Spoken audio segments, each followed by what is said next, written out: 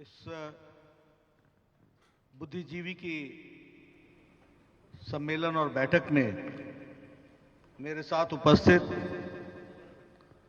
Bharatiya Janata party के राष्ट्रीय महामंत्री और हमारे वरिष्ठ सहयोगी सम्माननीय भूपेंद्र यादव जी, आज के इस कार्यक्रम में मंच को सुशोभित करते हुए पद्मश्री श्री अब्दुल वहीद जी, हमारे मंच को सुशोभित करते हुए सम्माननीय हनुमान चौधरी पद्मश्री जी, हमारे राजेंद्र कुमार जी जो पूर्व में डीजीपी हैं जम्मू कश्मीर के, हमारे भारतीय जनता पार्टी के प्रदेश के अध्यक्ष श्री संजय बंडी जी, हमारे किशन रेड्डी जी, भारत के गृह राज्य मंत्री, हमारे परेला शेखर राव जी और हमारे सम्मानित मंच के सभी सदस्य और यहाँ इतनी बड़ी संख्या में एकत्र आए हमारे हैदराबाद के सभी वरिष्ठ सज्जन वृंद, माताएं बहनें, मेरे युवा साथी और मीडिया के साथी, प्रिंट मीडिया और इलेक्ट्रॉनिक मीडिया के मेरे साथी, आज मेरा यह सौभाग्य है कि मुझे हैदराबाद की प्रबुद्ध जनता से वार्तालाप करने का, बातचीत करने का मौका मिला है। भूपेंद्र यादव जी ने बहुत अच्छे सुंदर शब्दों में चेंज फॉर हैदराबाद इस विषय को उन्होंने आपके सामने रखा है और उसके साथ साथ उन्होंने यह भी बताया कि चेंज किस लिए करने की आवश्यकता है। मैं जब यहां आया हूं तो जहां चिलकुर बालाजी टेम्पल को नमन करता हूं, जहां 1000 पिलर्स के टेम्पल को, वारंगल को नमन करता हूं, बिरला मंदिर को नमन करता हूं, वहीं मैं हैदराबाद की प्रबुद्ध जनता को भी अभिनंदन करता हूं, वंदन करता हूं और नमन करता हूं। यह चुनाव का समय है और चुनाव की दृष्टि से हम सब के बीच में हमारे विचार चुनाव में किस तरीके से, किस लिए हम यशस्वी हो, इस पर चिंतन करना, इस पर बातचीत करना बहुत ही आवश्यक है। और जब मैं चुनाव के बारे में चर्चा करता हूं तो सबसे पहले तो तेलंगाना की जनता को मैं धन्यवाद देता हूं कि आपने हाल ही में उपचुनाव में दुबाका में भी परचम लहराया है और कमल खिलाया है, इसके लिए मैं आपको बधाई देता हूं। वहीं आपको मैं बिहार के चुनाव में जो जीत हासिल हुई उसके लिए भी बधाई भी देता हूं, अभिनंदन भी करता हूं, क्योंकि आप लोगों का आत्मिक प्यार हम सबको मिलता रहा और भूपेंद्र यादव जी जो वहां के प्रभारी थे, उन्होंने बिहार को फिर से जीतकर 15 साल की जीत पर फिर से 5 साल की मोहर लगाई है। इसके लिए मैं इनको भी बधाई देता हूं और आप सब लोगों को। मित्रों, हम लोग लगभग 110 सीटों में बिहार में चुनाव लड़े और उसमें से हमने 74 सीटें जीती। हमारा स्ट्राइक रेट 67% था। यह हमको समझना चाहिए। उसी तरीके से हमारा वोट शेयर 19.5% था और यह सब इस बात को बताता है कि मोदी जी के विकासवाद, the development agenda of Modi ji और वहां के गुंडा राज को नकारना, वहां के अराजकता को नकारना और मोदी जी के विकासवाद पर मोहर लगाने का यह प्रमाण है। इस बात को हमको समझना चाहिए। इसके साथ साथ अगर हम देखें तो फिर चाहे वो राम जन्मभूमि हो, आर्टिकल 370 हो, फिर चाहे वो वहां के विकास के मुद्दे हों, ये सब बिहार के चुनाव में सामने आए हैं। मित्रों, मैं आपके साथ शेयर करना चाहता हूं। 5 साल पहले मोदी जी ने बिहार को एक पैकेज दिया था 1,25,000 करोड़ का। लोग अक्सर चुनाव में वायदे करके भूल जाते हैं और केसीआर इसका प्रमाण है। लेकिन मोदी जी ने भूले हुए वायदे को याद दिलाकर 1,25,000 करोड़ के ऊपर 40,000 करोड़ रुपए बिहार को एक्स्ट्रा दिया। यह भी उन्होंने जनता के सामने रिपोर्ट कार्ड रखा। यह मैं आपको शेयर करना चाहता हूं। This is the change in the working culture of political parties. This is the change in the style of functioning. इसलिए मोदी जी ने पॉलिटिक्स को रीडिफाइन कर दिया और नया डेफिनेशन दिया कि आगे जनता के बीच में जाओगे तो रिपोर्ट कार्ड के साथ जाओगे। इस बात को उन्होंने प्रतिपादित किया। यह हमको समझना चाहिए और इसीलिए मैं बड़े गौरव के साथ कह सकता हूं कि बिहार के विकास ने इस बात को दिखाया है। लेकिन चुनाव सिर्फ बिहार में नहीं जीता। मोदी जी के नेतृत्व में चुनाव हमने गुजरात में भी जीते। यह एक तरीके से सारे देश में एक छोटा सा इलेक्शन था। 8 सीटें हैं गुजरात में, 8 की 8 भारतीय जनता पार्टी की झोली में गई। हमारे यहां 7 चुनाव हुए उत्तर प्रदेश में, 6 सीटें भारतीय जनता पार्टी को गई। आपके यहां एक चुनाव दुबाका में हुआ, ऐसा धमाका आपने किया कि यहां भी आप चुनाव जीत करके आ गए। केरल में 2 सीटें थी, दोनों की दोनों जीत ली। मध्य प्रदेश में 28 में से 21 सीटें जीत ली और मणिपुर में 4 की 4 सीटें जीत ली। यानी गुजरात से लेकर के मणिपुर तक और लेह लद्दाख के हिल काउंसिल से लेकर के केरल और कर्नाटक और तेलंगाना तक भारतीय जनता पार्टी का कमल खिला है। इस बात को हमको समझना चाहिए। और जब मैं ये बातें आपसे शेयर करता हूं तो हमको यह भी समझना चाहिए कि क्यों भारत की जनता भारतीय जनता पार्टी को बार बार आशीर्वाद दे रही है। Why people are coming forward to support Bharatiya Janata Party? They are coming forward because the good work done by Honorable Prime Minister Shri Narendra Modi ji and the culture through which Bharatiya Janata Party along with the government is working for the people of the country, इस बात को लोगों ने आशीर्वाद दिया है। यह हमको समझना चाहिए। अब मैं अगर विकास की यात्रा की चर्चा तेलंगाना की करूं तो मुझे 2014 भी याद है। लगभग 10.5% का शेयर हमको वोट शेयर मिला था और हमने 1 लोकसभा की सीट जीती थी। In 2019, when we fought, we got 23.5% vote here in in Telangana, and we won 4 seats. And in Dubaka, we have increased our vote share to 38.47%, and we have won Dubaka. ये हमको समझना चाहिए। और 4 लोकसभा की seat जो जीती उसमें केसीआर की डॉटर को भारतीय जनता पार्टी ने 70,000 वोट से हराया है। यह भी हमको ध्यान में रखना चाहिए। मित्रों, मैं आपसे शेयर करना चाहता हूं why we say Modi ji is a world leader, why we believe that Modi ji is a world leader. अभी अमेरिका का चुनाव हुआ। चुनाव का मुद्दा था कोविड मैनेजमेंट और मिसमैनेजमेंट। चुनाव का मुद्दा था between Trump and Biden that he was charged with mismanagement. अब वो मिसमैनेजमेंट था या मैनेजमेंट था तो ये जाने, लेकिन यह चुनाव का मुद्दा बना और ट्रंप को विफलता हाथ लगी। सारा यूरोप जो हेल्थ के दृष्टि से बहुत शक्तिशाली है, समृद्ध है, ताकतवर है, मच मोर देन इंडिया, लेकिन वह भी अपने आप को कोविड मैनेजमेंट में असहाय पा रहा था।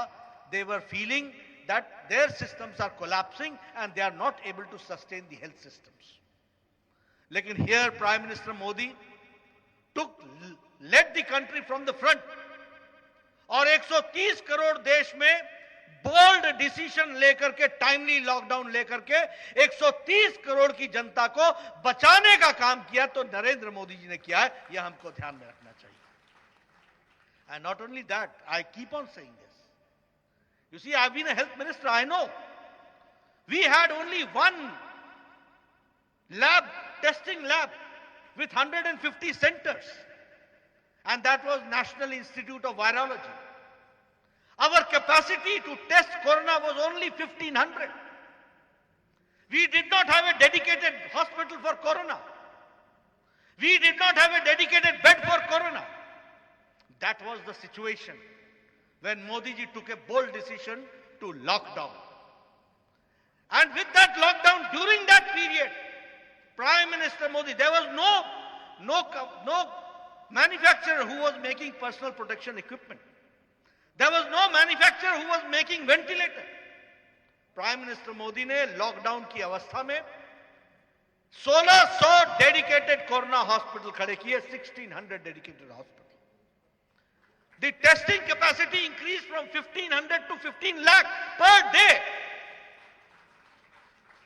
Today, India is producing and manufacturing personal protection equipment 5 lakh per day, and it is exporting also. ये भी हमको ध्यान में रखना चाहिए. हमारी टेस्टिंग कैपेसिटी मैंने कहा 15 लाख पहुंच गई. हमारे लेबोरेटरी 1600 क्रॉस कर गए. हमारे डेडिकेटेड हॉस्पिटल्स जो थे वो 1600 क्रॉस कर गए. And more than 4.5 lakh dedicated Covid beds तैयार हो गए और 3 लाख वेंटिलेटर भारत ने तैयार करके दिया. इस कोरोना अवस्था में ये हमको समझना चाहिए. I am giving this figures. I am giving this figures because intellectuals are sitting in front of me. You are not one vote. You are peers. You are the leaders. You can bring the change. And that is why I am giving these facts, because we should understand what is the difference between a leader and a leader like Narendra Modi. This we have to understand. इसलिए मैं health minister रहा हूं.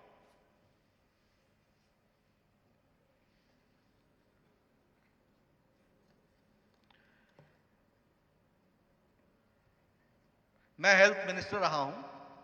I know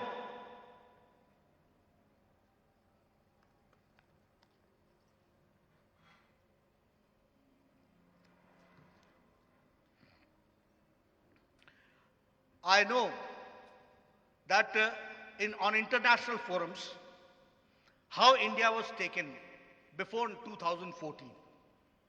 When I became the health minister in 2014, India, because of alphabetical order in World Health Assembly, we used to sit at the back, India.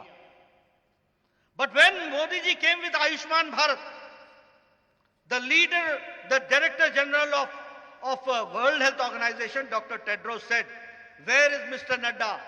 Please come forward and tell the world what Modi has done in Ayushman Bharat so that it can be replicated." मैं ये आपके सामने इसलिए सारी बातें कह रहा हूं क्योंकि we should understand what leaders make a difference.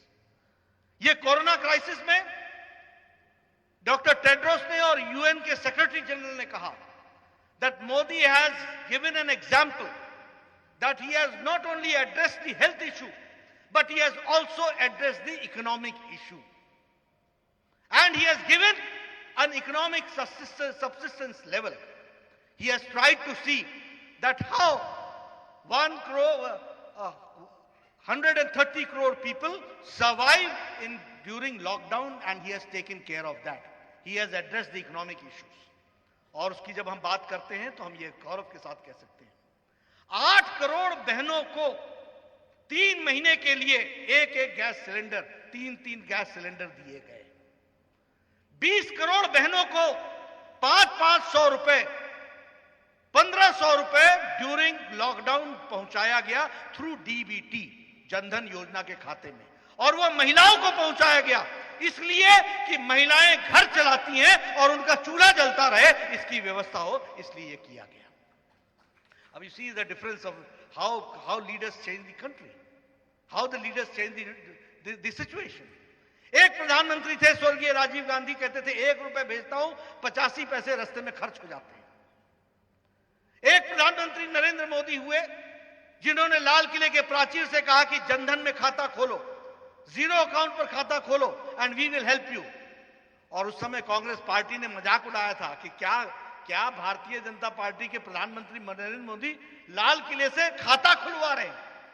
और during lockdown when there was no postman, there was no post office, no money order, 20 crore women got 500 rupees directly disperse to their account. ये परिवर्तन ला करके दिखाया, ये हमको समझना चाहिए. 80 करोड़ की जनता को, 80 करोड़ की जनता को 5 किलो 5 किलो चावल, 5 किलो गेहूं और 1 किलो दाल की व्यवस्था की गई मार्च महीने से लेकर के दिवाली तक।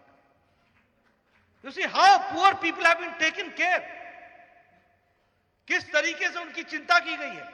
दिव्यांग भाई, स्पेशली एबल्ड पीपल, विडोज, हमारी विधवा बहनें, माताएं और हमारे बुजुर्ग, इनको 1,000 रुपए 3 महीने के लिए पहुंचाने का काम नरेंद्र मोदी जी ने किया। यह हमको समझना चाहिए।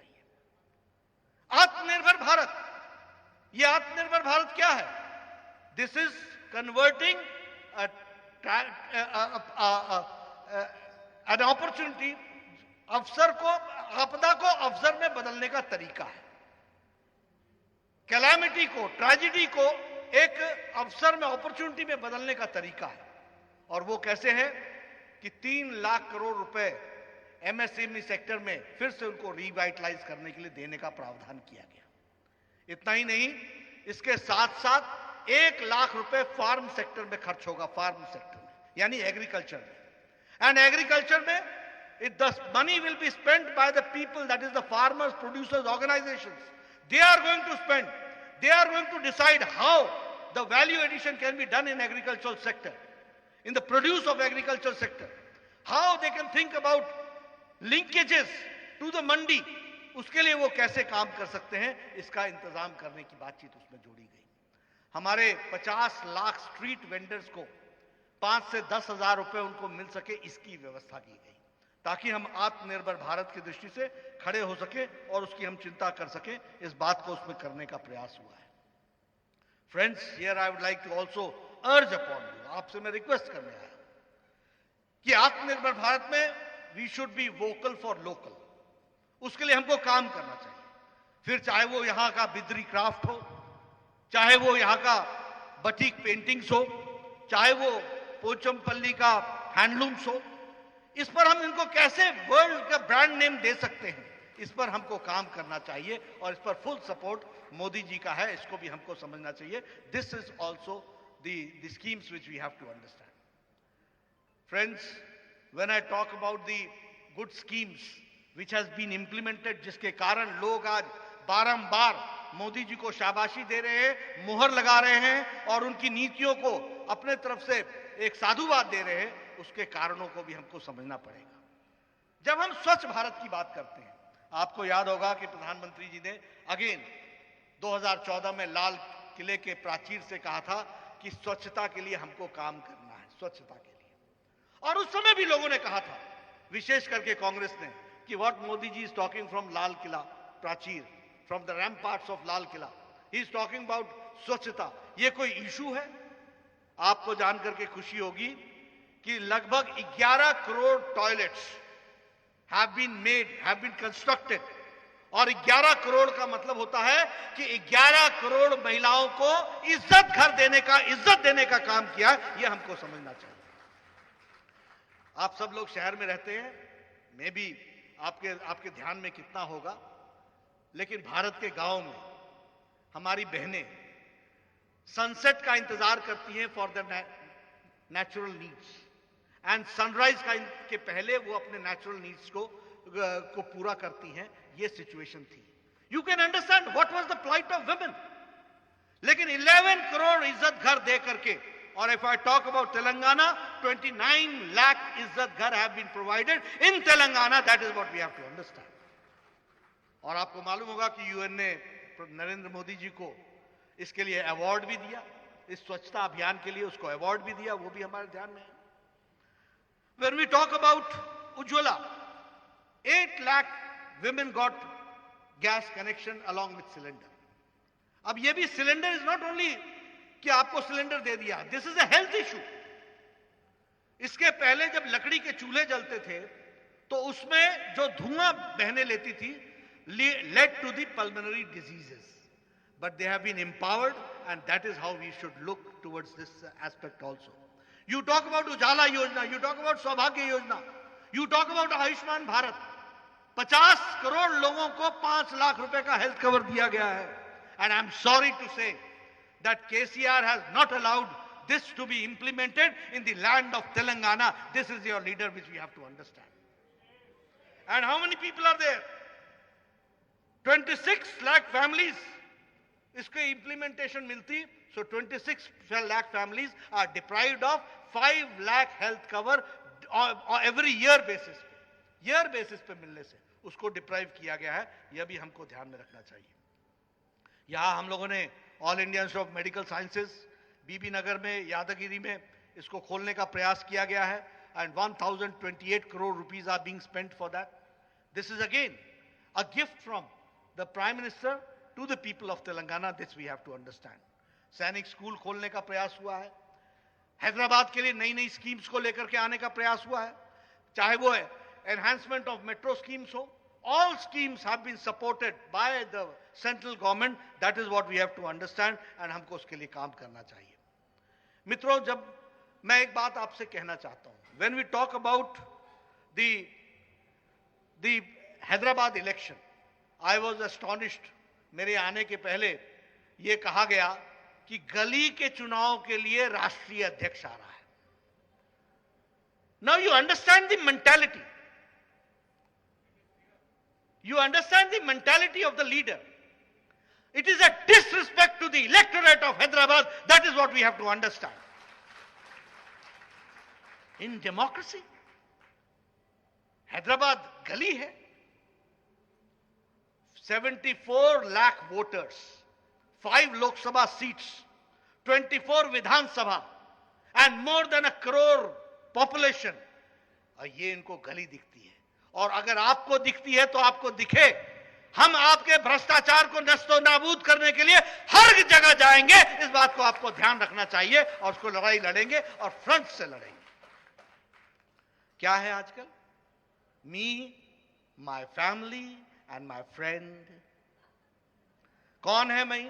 मी मतलब केसीआर, माय फैमिली मतलब बेटा बेटी, दामाद, छोटा दामाद, बड़ा दामाद, और माय फ्रेंड। फ्रेंड भी जोरदार है, फ्रेंड भी जोरदार है। अरे रजाकारों को याद करो भाई, याद करो 1947 से लेकर के 17 सितंबर 1948 तक। Remember 1947 15th of August to 1948 17th of September। क्या हालत हुई थी और कौन थे वो लोग और किसके साथ गलबाइयां बना रहे हो, किनके साथ जप्फी लगा रहे हो? अरे सत्ता के लिए इतने बिक जाओगे, इतने मुसीबत में डाल दोगे? कुछ तो ध्यान रखो, कुछ तो एलिमेंट ऑफ मोरालिटी होना चाहिए, अंडरस्टैंड करना चाहिए। और देखिए, लीडर एग्जाम्पल से बनता है।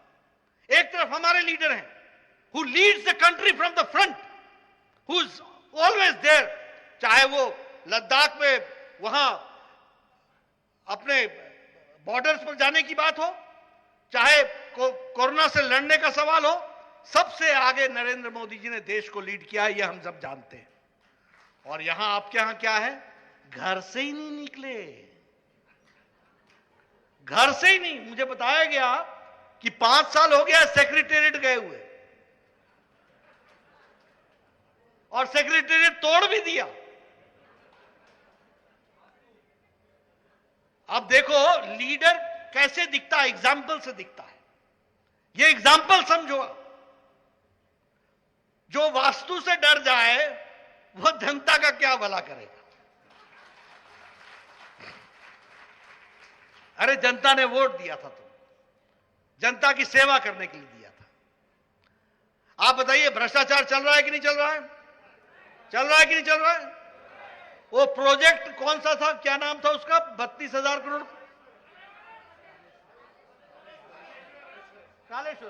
कालेश्वरम 32,000 करोड़ का 1 लाख करोड़ पहुंच गया, बनना शुरू नहीं हुआ। ये भूख भी कितनी है मालूम नहीं। क्या है ये राजनीति? आप देखिए, the leader is the custodian of the people. Leader जो होता है वो राजा नहीं होता, लीडर कस्टोडियन होता है। एक तरफ प्रधानमंत्री मोदी जी हैं जो कहते हैं मैं प्रधान सेवक हूं, और एक तरफ ये हैं जो भ्रष्टाचार के माध्यम से प्रदेश को एक जिसको बोलते हैं डेट में डालने का काम करने का काम पकड़ा हुआ है। ये हमको समझना चाहिए।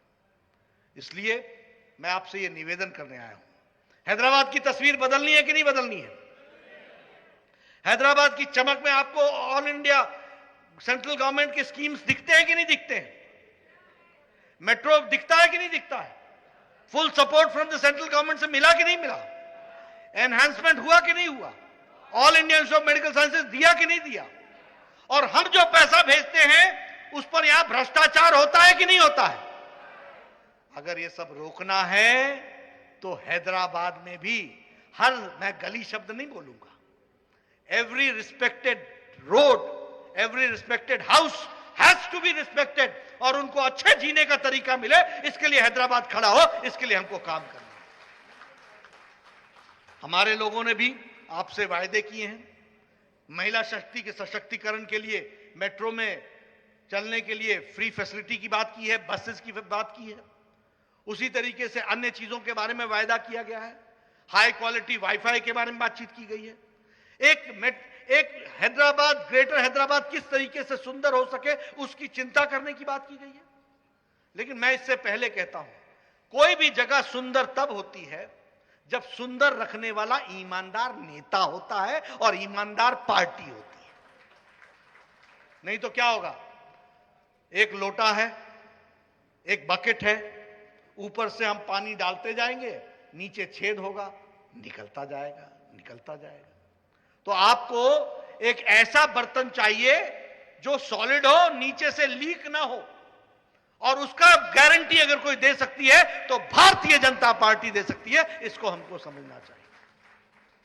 मित्रों, बातें तो बहुत करने को हैं, लेकिन मैं हैदराबाद के कुछ इश्यूज पर आपका ध्यान इसलिए आकृष्ट करना चाहता था क्योंकि यह सच में, और देखिए ये सब लोग एक साथ मिले हुए लोग हैं। अब जम्मू कश्मीर का विषय उठा लीजिए, वहां नेशनल कॉन्फ्रेंस के लीडर हैं फारूक अब्दुल्ला साहब, कहते हैं कि 370 को एप्रोवेट करने के लिए मैं चाइना की, इंशाल्लाह चाइना की मदद लूंगा। ये हमारे राष्ट्रभक्त हैं। एक पीडीपी की नेता है, कहती हैं कि मैं तिरंगा को तब हाथ लगाऊंगी जब हमारा जम्मू कश्मीर का झंडा होगा, नहीं तो तिरंगा को हाथ नहीं लगाऊंगी। ये है हमारे नेशनल लीडर। हमारे एक कांग्रेस पार्टी है जो ये ध्यान में ही नहीं रखती कि मोदी जी का विरोध करते करते देश का विरोध करने लगते हो और इस गुपकर के अलायंस और गैंग के साथ खड़े हो जाते हो। मित्रों, इन सब चीजों को हमको समझना चाहिए, जानना चाहिए। अभी अभी राहुल गांधी ने कहा कि काला दिवस है। 26/11 कल बीत करके हटी, तुम्हारे सामने वो काला दिवस बीता था, एक वाक्य तुम्हारे से ट्विटर हैंडल से नहीं निकला, और आप जो देश के विकास में लगे हुए लोग हैं उनके ऊपर काला दिवस की बात करते हो। और कौन बोल रहा है? भूल गए कि आपके दादी ने इमरजेंसी लगाई थी? भूल गए कि 1 लाख से ज्यादा लोग मीसा और एफआईआर में बंद किए गए थे? भूल गए कि प्रेस को आपने बंद कर दिया, सेंसरशिप लगा दी? और आप लोग आज काला दिवस की बात करते हो।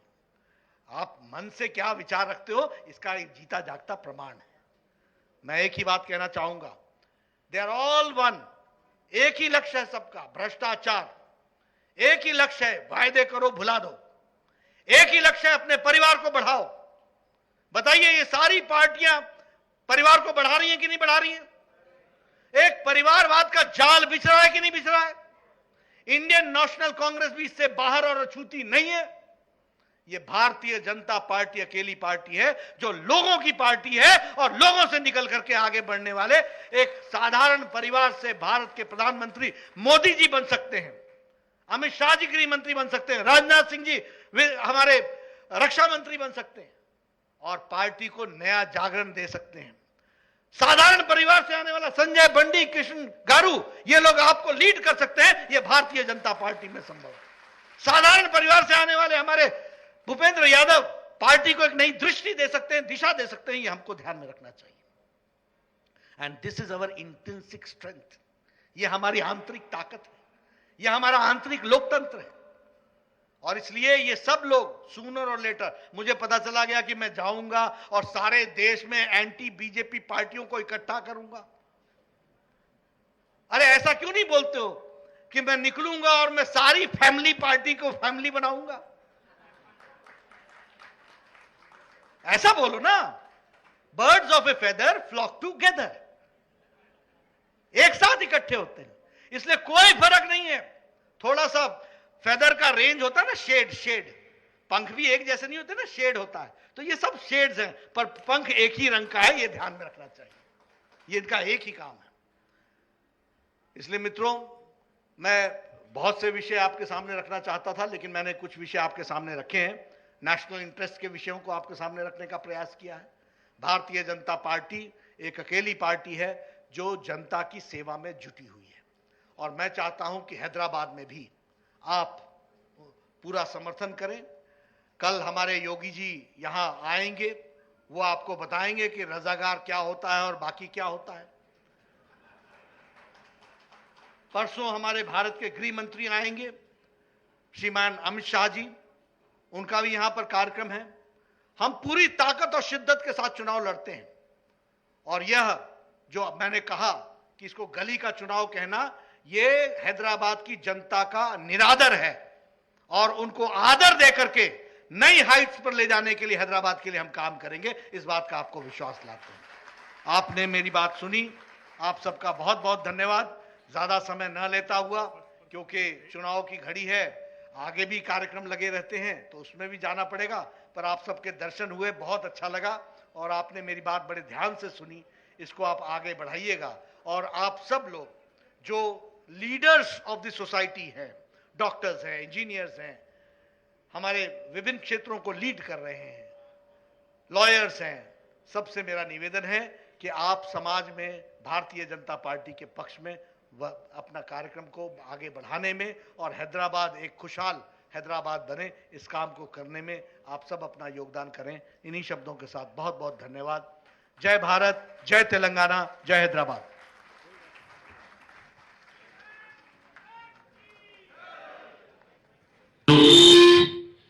గౌరవనీయులు జగత్ ప్రకాష్ నడ్డా గారికి హృదయపూర్వకమైనటువంటి ధన్యవాదాలు తెలియజేస్తున్నాం. శ్రీ హనుమాన్ చౌదరి గారు, డాక్టర్ సహారియా గారు, రాజేంద్ర కుమార్ గారు, ఇంకా అనేక మంది పెద్దలు, వివిధ రకాల సంబంధించిన పెద్దలు అందరూ కూడా వచ్చి ఈ కార్యక్రమంలో వచ్చినందుకు మీకు హృదయపూర్వక ధన్యవాదాలు తెలియజేస్తున్నాం. Electronic media, print media, photographers, అనేక మంది, సెంట్రల్ మీడియా, అనేక మంది కూడా ఈ కార్యక్రమానికి వచ్చి ఈ కార్యక్రమాన్ని కవరేజ్ చేసినందుకు కూడా నేను